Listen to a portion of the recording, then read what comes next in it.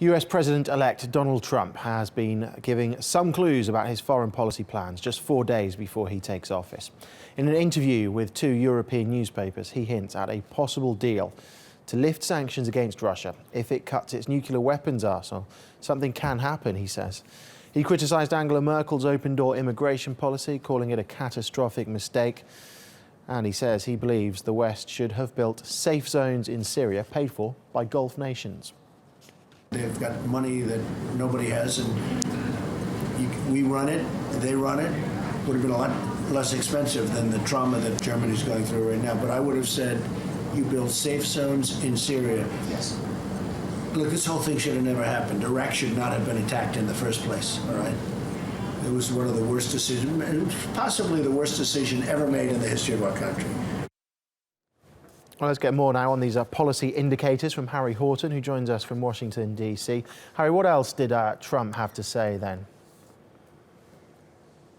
Well, lots of foreign policy clues here from the president-elect. On Europe, he singled out Angela Merkel and said that she was the most powerful leader in Europe. But of course, with that, he criticised some of her signature immigration policies and that decision to let in those hundreds of thousands of refugees a couple of years ago. He said that the European Union was basically a vehicle for Germany, and he praised Britain's decision to leave the European Union and predicted that other countries would follow Britain in leaving the EU bloc.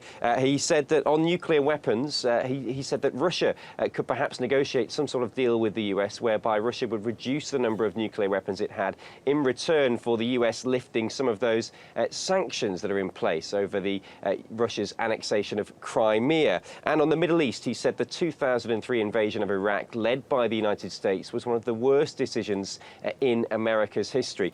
Donald Trump said his biggest foreign policy goal would be to create fairer trade deals for the US and to have stronger borders, echoing some of that protectionist rhetoric we saw on the campaign trail. So Trump is critical of Merkel. He's doubtful over the future of the European Union. What sort of relationship can Brussels expect with Washington, do you think, under a Trump presidency?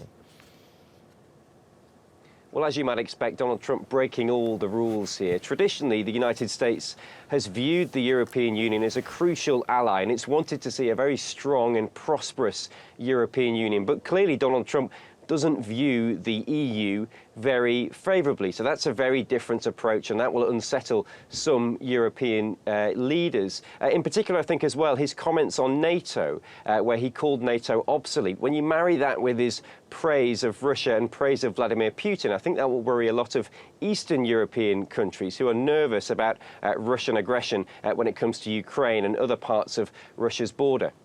He did lash out again, didn't he, this time at the outgoing CIA director, John Brennan. That was in response to criticism levelled at him.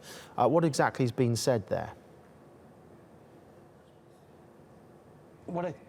Of the US intelligence community for a number of weeks now. He's very sceptical of their reports into Russian or alleged Russian hacking during the US election. So over the weekend, Mr. Brennan, who's the outgoing CIA director, he warned Mr. Trump to be more wary of Russia and advised him to tone down some of his tweets. Let's hear a bit of what Mr. Brennan had to say. What I think Mr. Trump has to understand is that this is more than being about him. And it's about the United States and our national security. And he has to make sure that now that he's going to have the opportunity to do something for our national security as opposed to talking and tweeting, he is going to have tremendous responsibility to make sure that U.S. national security interests are protected.